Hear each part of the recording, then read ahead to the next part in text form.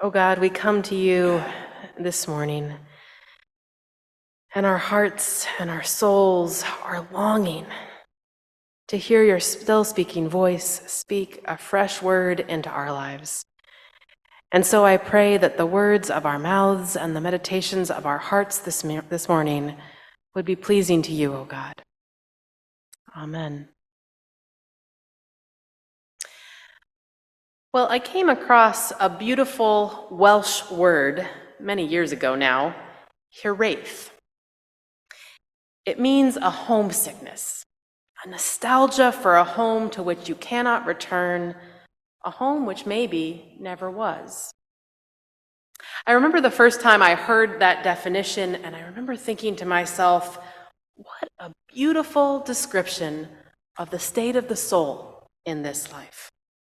A word that captures so perfectly that spiritual angst that we all carry within us, that aching, longing homesickness for God. I remember a few years back, I traveled to California, very near where I had grown up. I was on retreat with this young clergy group program that I was a part of. And I went for a walk on our day of silence. There was this smell of dry pine in the air, a smell that if you've ever traveled to Northern California, you would recognize immediately. And it smelled just like the ranch where my grandparents lived, which was only a couple hours from that retreat center. During that retreat, my parents had just started the process of divorce. And at the smell of that pine, I remember just breaking down, weeping, because I realized that I would never get back to that childhood place where I had felt so safe and secure and wrapped in love, where I had all my loved ones right there in one spot, one home. Some of my loved ones at that point had died. My parents were, of course, now living separately. My siblings and I were scattered across the country. My grandparents had long sold that ranch, and I just felt this ache in me, that longing for a home to which I could not return. Maybe you felt that too? Now maybe, like me, you were lucky and you've had deep, rich experiences of loving homes in your life. Or maybe your experiences of home have been broken or abusive. Still, it seems to me like we all have this hunch, even if we've never been there, even if it only exists in our imagination, that somewhere out there, there is a home, a family, this deep sense of belonging, this love and care that's going to wrap itself around us so wholly, so fully, that we'll finally stop feeling that restlessness. That we'll finally be able to lay down our baggage and just rest. That we finally won't feel so alone in this life, in this world. Perhaps we've only tasted that kind of home here and there in this life. But the hope of it, it feels so true and so real. Like it's just where we're meant to be. That we're drawn to it. We're pulled toward it. Like we won't be content or full or able to just be until we reach it. Is it just me, or have any of you ever felt that too? Have you ever felt that? Jesus describes God's home as a house with many rooms. I've always thought that was a really beautiful description. That God's house isn't just one box that we're all supposed to fit into, but that Jesus recognizes the diversity of humanity and makes room in God's house for each of us. Recognizes that what is home for one of us might not be the home that another one of us needs. And lets us know that in God's house, we can each find a home, the home that is right for us. that each of us can find that room in God's house that will nourish us, that will welcome us just as we are. You know, Christians have spent a lot of time and energy trying to figure out how to get to God's house, and specifically how to get into God's house, as if this is Ocean's 11 and this is some sort of heist. Even Jesus' disciples wanted to know how to get there, as if they could put it into a GPS and it would take them there. They didn't particularly get it, or at least Thomas didn't, when Jesus told them that he was the way. That all that heraith, all that homesickness, that it could be healed by simply living the way Jesus lived. The disciples didn't get it, that he had been telling it them all along, that they didn't need to go on some wild goose chase for God's house, that they could access that kind of belonging and love and wholeness now, and that they could give it to each other by living in that way he lived, that loving way he lived. They didn't understand that God's home is not just something out there that we hope someday we might stumble upon, but it's something that we can live into right here, right now. Speaking of home, thanks to a lot of loving adults in my life, my home growing up was full of books and full of stories being read to us kids. When I was about 7 or maybe 8 years old, my mom organized an event with the PTO of my school for Patricia Polacco, a children's author and illustrator, to come to our school for a book talk and signing. The night before she spoke, she came over and ate dinner at my house. And I remember she was kind and warm and friendly. I also remember thinking how incredibly talented she was, as she did a drawing demonstration for us of how she creates her distinctive artwork for her stories. Now, obviously, at that event, being the organizer of it, my mom bought quite a few of her books. And over the years, we would read them at night before bed. Her colorful characters would dance across the pages for us. I especially liked her babushkas, the grandma characters, which were so much like Polacco herself. When Julie and I found out that we were pregnant with our first 2 children, we thought about that feeling of home that we wanted to give to them. And we knew we wanted our home to also be a home full of books and stories being read all the time. We also knew we wanted our children to have books in our house with families like ours represented in them.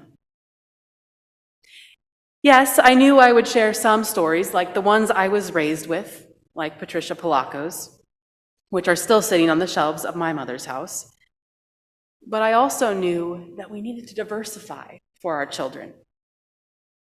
When we looked up the list of children's books with queer families in them, which was only a handful or so at the time, we registered for nearly all of them. And some of them have become family favorites, like And Tango Makes Three, a true story, about a gay male penguin couple in the New York City Zoo who adopted a penguin egg and raised it as their own. But as we perused that list, one book in particular stood out. I recognized the artwork right away. I knew it was hers before I even saw her name on the cover. I had no idea that Patricia Polacco had written a story about a queer family. But I thought how beautifully delightful that one of my favorite authors and illustrators as a child should write a book that would become so influential for my own children. It brought me back, one of those full circle moments. And it was one of those moments when my heraith, my homesickness for a home to which I thought I could not return, was eased a little bit. Now, many of the other books that we've highlighted during our banned book series, I picked up and I read for the first time in preparation for this series. But In Our Mother's House has been on my home bookshelves for years now. Well, 9 years to be exact, since my children were born. Its pages at this point are a bit dog-eared and worn. At times, my children have asked to read it over and over again, night after night, just as I did with Polacco's other books when I was a kid. There is something deeply comforting and even magical to my children about turning these pages to discover a family so much like our own, with 2 moms and even with exactly 3 kids. It's also one of those picture books that my kids have not outgrown. As my daughter Joelle has been bullied in school some this year for having a 2-mom family, we've returned to this book again and again as a reminder of how to respond to bullies and how to surround yourself with the kind of beloved community that can give you that real sense of home, even when others are trying to take it away. Polacco tells a beautiful, simple, quirky, fun story about the love that is present in this home with these 2 moms and these 3 kids. And it's a powerful reminder to us, I think, that no matter how complicated we try to make our search for God, no matter how much we go on all these quests to try to ease our haraeth, that homesickness, it's actually not complicated at all. We know God when we see her. God abides wherever love is present, and God is not in the hatred or the fear that tries to block us out of love. Not surprisingly, I suppose, most of the books that we picked from that list so that our children would feel that love and see themselves reflected in the pages of these stories, most of them have been banned. They're on the banned book list now. Because other parents fear that if their children see that families like ours exist, they might become like us. I know one thing, and that is that God is not in the fear that makes love contract in. God is only in that love that expands out and makes room for all of us. I have since learned about Polacco that she wrote this book modeled after her daughter's own family. I'm not sure that this story was even inside her yet when I met her as a child. Not sure the story of love had even opened at that point. But hearing this backstory is a powerful reminder to me of how love can expand and embrace, because her love certainly did. As she learned her daughter's story, her story opened up in the same way that I think God's house opens up for each of us. So this morning, I don't have a sermon full of connections and profound messages. Instead, I simply, if you'll allow me, would like to read you this story, the story that has become so special to my family, this story about the kind of love that makes a home, the kind of love that God invites all of us into, the kind of love that haraeth has been pulling us toward our whole life long. It's the kind of love that it turns out is not difficult to find, but easy, if you are willing to step onto the way, the Jesus way, the way of loving your neighbors and even your enemies. So I want to invite you, get comfortable, snuggle in, tap into that inner child within you, and just listen to this story.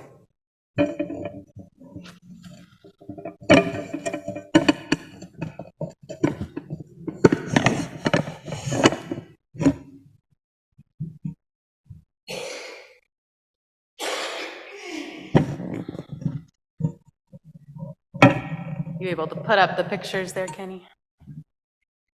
In Our Mother's House by Patricia Polacco.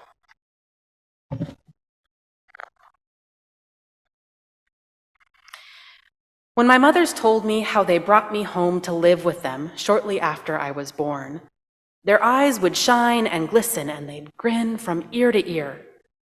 They told me how they walked across hot deserts, sailed through turbulent seas, flew over tall mountains, and trekked through fierce storms just to bring me home. Then they'd get tears in their eyes when they'd tell me what it was like to hold me in their arms for the first time. 3 years after I was born, Will came to us. He was so tiny, just 3 days old. Then there was Millie. We always kidded that our mothers found her under a lily pad in an enchanted pond deep in a hidden forest. She became part of our family when she was just 2 months old, 3 years after Will had come. Our mothers were so different from each other that all of us often wondered how they found each other at all. Mima was short and stout. Her family was Italian, so she loved to cook. She loved to sew upstairs on the old noisy machine. Mima was a pediatrician, and whenever any of us got sick, she always knew exactly what to do to make us feel better. Marmee was tall and thin. She could fix just about anything and organized everything. She made lists and posted chores on the refrigerator and kept the house so clean and tidy.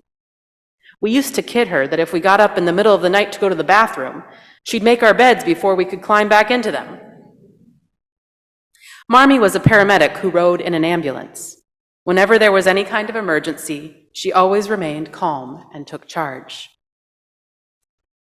Our mothers loved to laugh. Mima's whole body shook when she laughed. Marmee laughed almost silently, but she'd laugh so hard that she'd practically fall down and go limp. Our mother's house was always alive with music, all kinds. Sometimes our mothers would put on old rock and roll or swing records and get all of us to dance with them. "This is the Hully Gully," Mima would sing out. Once she flapped her arms like wings and clucked, "The chicken dance!" "And this is bebop," Marmee said as she grabbed Will and spun him around, then dipped him backward. We laughed and laughed. We lived in a big old brown shingle house on Woolsey Street in Berkeley, California, that was set back from the street. When we walked into our mother's house, the first thing we saw was the staircase. All of us slid down the banisters. Once, Will was sliding so fast that he couldn't stop at the bottom. He flew off and took the finial with him. In the living room, the old clinker brick fireplace was the heart of our home. Sometimes Marmee and Mima'd pop corn in it, and we'd all sit and eat popcorn and apples and share stories. It was Millie's favorite place to be. I remember when she was about 2, she got up in the middle of the night. We found her the next morning asleep in the hearth covered with charcoal. She had taken a piece of charcoal and drawn all over the nearby wall. We couldn't take our eyes off of her drawing. It was so beautiful. If we hadn't known it before, we knew then just how magical Millie was. "Well, my little sparrow," Mima finally whispered, "looks like you are a magnificent artist." The most favored place to be for us kids was the sunroom above the carport. That is where all of our toys lived. It is where we played dress up and where every Halloween costume we wore began. No store-bought costumes for us. Marmee and Millie designed them, and Mima would help us sew them. One year we went as wild animals. Hardly any of our neighbors recognized us. That is, except for Mrs. Lochner. She knew us all right. She glared at us when she opened the door. She glared at our mothers too. Her kids came running and were really excited to see us, but Mrs. Lochner turned her back and shut the door. "What's the matter with her?" Will blurted out. But our mothers said nothing and continued down the block. Even so, it was one of the best Halloweens we've ever had. We even won the Claremont Avenue costume contest that year. Our parents' bathroom was almost big enough to hold our entire family at one time. It almost did, too. I remember that night that all of us kids came down with the flu, all at once. Mima and Marmee were darting between each of the rooms. Will, Millie, and I were throwing up. Our mothers changed sheets, washed pajamas, and bathed our foreheads with a cool washcloth. I loved how soft their hands were when they touched my face and wiped away my tears. After 2 days of utter misery, our mothers announced that they had a surprise for us. "This should make you feel better," Marmee sang out.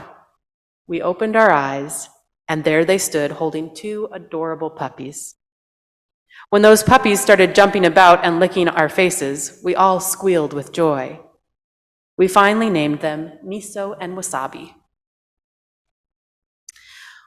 One of the best things about our mother's house was the tree house that we built in the backyard. Practically the entire neighborhood helped us.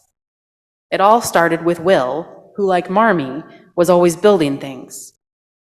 One Saturday, he found some plans for a treehouse in a magazine and went to her. It took several weekends to finish, but the Saturday that we did finish it, everyone stood in a circle around the treehouse. Marmee and Mima broke a bottle of soda over the door jamb and named the treehouse Thistle House. That night, all of us kids got to sleep there. Even the Lochner kids were invited, but their parents came and got them. They barely spoke to us, just pulled them down the driveway. They just plain didn't like us, I guessed. I couldn't quite understand why. We always tried to be respectful and friendly, the way our mothers taught us to be. The kitchen in our mother's house was the center of everything that was happening in our household. The kitchen doorway was where us kids got measured each year. Mima and Marmee's handwriting is still there even now. And all of our family holidays began in the kitchen. Our grandparents, aunts, uncles, and cousins usually came for the weekend. Our Italian grandpa, our nonno, was in charge of cooking. We all loved gnocchi. We'd all help him unload the perfect Roma tomatoes, the oxtails, the pork shanks, and the beef brisket. We peeled onions, shaved and diced carrots, and chopped fresh herbs from the garden. After the sauce had been cooking for most of the day, all of us stood at the kitchen island. Nonno made a well in the middle of a hill of flour and broke several eggs into it. Then he riced very hot boiled potatoes right into the flour well. He'd shake his hands from the heat of it as he kneaded the volcano of flour, eggs, and potatoes into a dough. Then Marmee and Mima rolled the dough into long tubes. Millie and Will cut them into small pillows. Then I ran each pillow over the back of a floured fork. Nonno dropped the gnocchi into boiling water. When they floated to the top, they were done. Sauce and potato dumplings were dished up, salads were made, and baguettes of French bread from the bakery were carried to the table, where we were all so ready to eat. At our table, we didn't only eat, though. Marmee and Mima made sure of that. Everyone talked about everything: politics, sports, music, and art. Their voices got louder and louder. Opera was always playing in the background. Then they'd all burst into laughter that shook the table. Nonno would pound his fist and laugh the loudest. What I loved the most about our family was that we could all speak our hearts. We never measured words. After dinner, all of us kids would sit on the stairs with our grandparents. This is when they'd tell us about when they were young in the old country. It was the best part of the day. Marmee and Mima would listen in and smile. One of the niftiest things that happened in our neighborhood was the Wolseley Street Block Party. Marmee organized it. It became a tradition. For that first one, Millie and I made all the invitations by hand, and Mima took us around to deliver them from door to door.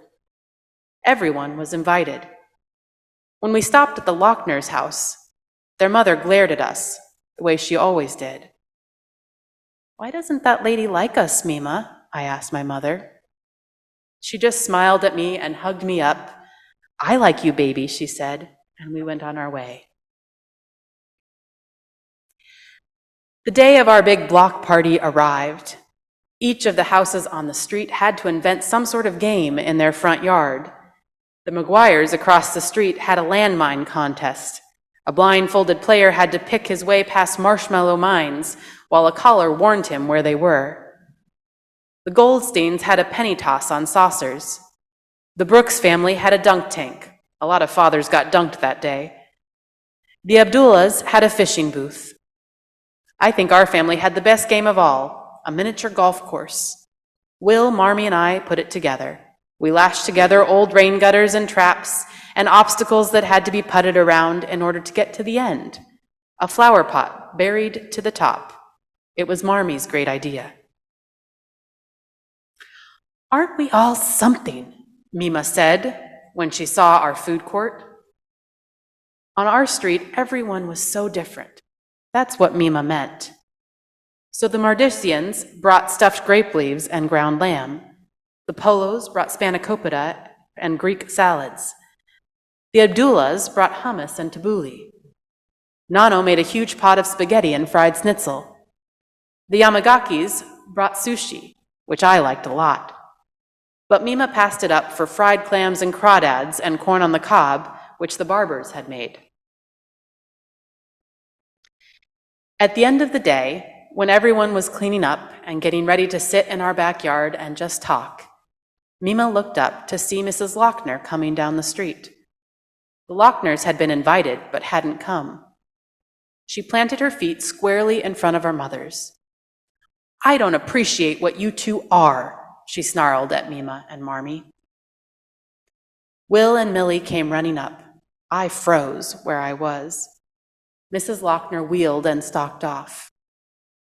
"What's the matter with her, Mama? What's the matter with her?" Millie kept saying. All of our neighbors closed in on us. "She is full of fear, sweetie. She's afraid of what she cannot understand. She doesn't understand us," Mima said quietly. "There seems to be no love in her heart either," whispered Marmee. The neighbors agreed. The Mardicians, the Polos, the Yamagakis, the Kiernans, the Goldsteins, the Abdullahs, everybody.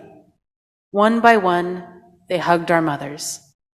Then they all stayed and talked until late that night, thanking Mima once more for thinking up the block party. There wasn't a day in my life that I didn't feel deeply loved and wanted by Mima and Marmee. Our mothers were willing to do anything for us. We knew that.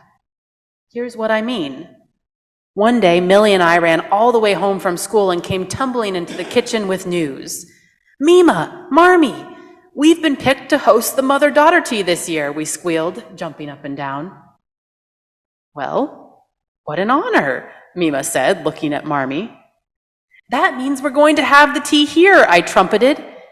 "And," I looked at Mima and Marmee, "you both will have to wear long dresses with big picture hats." "All of the mothers will be dressed like that," Millie added quickly. Mima and Marmee looked at each other and shrugged. We had never seen either of them in a dress, ever. "Okay," they finally said. "Well, okay." This was going to be a first. Mima sewed 3 whole nights to finish not only their dresses, but Millie's and mine as well. The garden was decorated, tables rented and set, a string quartet was hired, and our mothers had the affair catered by our Nano. After Millie and I got dressed, we waited at the bottom of the stairs for our mothers. We could hardly wait to see them. Then they appeared at the top of the stairway. We both caught our breath. They floated down like shimmering swans. As uncomfortable as they must have been, they looked beautiful. The tea was glorious. Everyone commented on how elegant everything was. My heart still skips a beat when I think of the two of them trying so hard to please us in those awkward, sweeping, ridiculous dresses. How we love that, or how we love them for doing this just for us. From the day we entered our mother's house, they prepared us for the day we would leave it. I was the first when I left to go away to medical school. Then Will left to study engineering. Our Millie went all the way to New York to become a fashion designer. Of course, our hearts never left our mother's house. And over the years, Will, Millie, and I returned to be married in the garden back under Thistle House. We celebrated holidays together there, sang at birthday parties there, cried together when we lost our grandparents. When the three of us had our babies, all of them took their first steps in front of that clinker brick fireplace in their living room. They fell into the waiting arms of their grandmothers, just as we had done. We watched our mothers grow old together in that house. They passed away within a year of each other. Will, Millie, and I placed them together in a green hillside overlooking the bay, very near the place where they had pledged their love to each other so many years ago. Will and his family live in our mother's house now. We are so pleased it didn't go to a stranger, and it is still a gathering place for all of us and our families. The walls still whisper our mother's names. All of our hearts find peace whenever we are there, not only remembering them, but being there together in our mother's house. Friends, in God's house, there are many rooms, one for each of us.